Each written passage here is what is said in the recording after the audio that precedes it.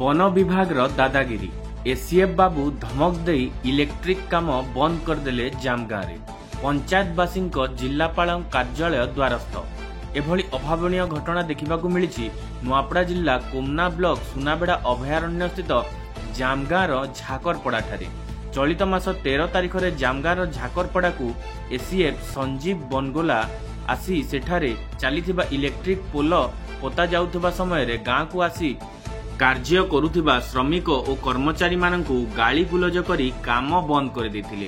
गाँ लोके कौन पाई लाइट काम बंद कर देउछ पचारिबारु तांकु मध्य धमक चमक देथिले। एने जामगाँ झाकरपड़ावासी शनिवार नुआपड़ा जिलापालंकु साक्षात करी निजर असुविधार संबंध रे लिखित भावे जणाइछंती। प्रकाश अनेक दिनर अपेक्षार अंत घटी बहु दिनर प्रतीक्षा पर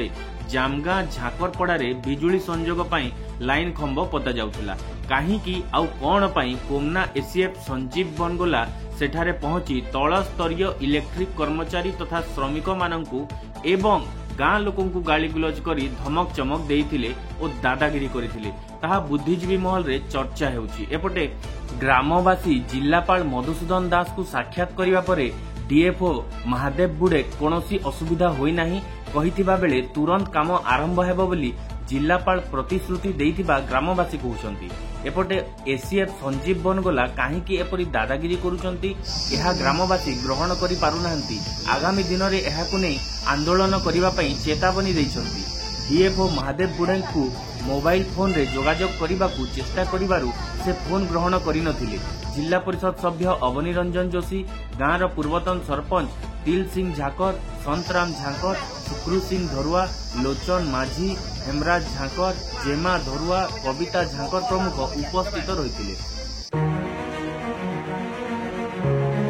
निश्चित भाव ये गोटे क्षोभर विषय। आपण मैंने जानते तत्कालीन सरकार नवीन सरकार सुनाबेड़ा सुसेंग उपात अंचल पहाड़ी अंचल के इलेक्ट्रिसिटी जोगाण व्यवस्था करथिबा बेले प्रत्येक गाँव में केंद्र बिजली बत्ती जलवा तार प्रयास चली किंतु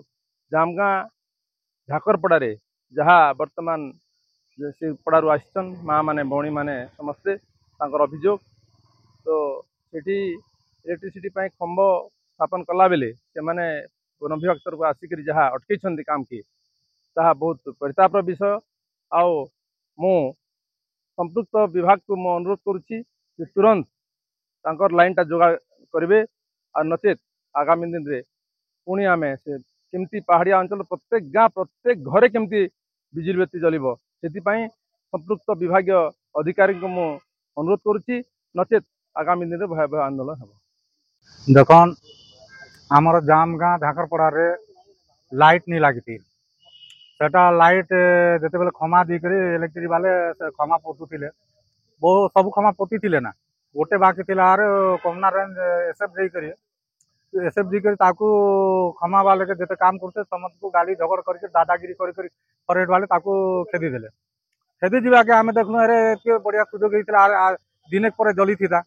बेलुआ जो चलो कलेक्टर के भेटमा बोलिक आम कलेक्टर पाखे आसलु जे कलेक्टर के भेटला कलेक्टर भल कथा कहले बसलु ताकर चैम्बर तापर कलेक्टर डेपो के फोन कले जे जामगाँव जेन झाकरपड़ारे लाइट लागुला क्या एसएफ डी करी क्या बंद कले बोलवा के नाई नाई सेटा आम हेल्प सेटा चालू करमा बोलिक कहले बोलुले कलेक्टर एवं चालू हवा तुम जब हेले कलेक्टर किंतु आम सेटा को निंदा करुँ आम जदि चालू करबे तेल आमके क्या हरियान कले आमर कथा दुईटा गाड़ी के 3,000 4,000 टका खर्चा है आम आसलु एत परिश्रम करी क्या तुम थब 2 दिन आम यहाँ के जले दमु ना टे थब बोलते आम रही से दादागिरी क्या बंद कले आमर यहाँ कहबार कथा तेणुक आम भावुँ से फरेट वाले के जेन सहयोग करते आम सहयोग नहीं करूँ से जेन दादागिरी करुन एवं सब आड़ के कैफ हवा के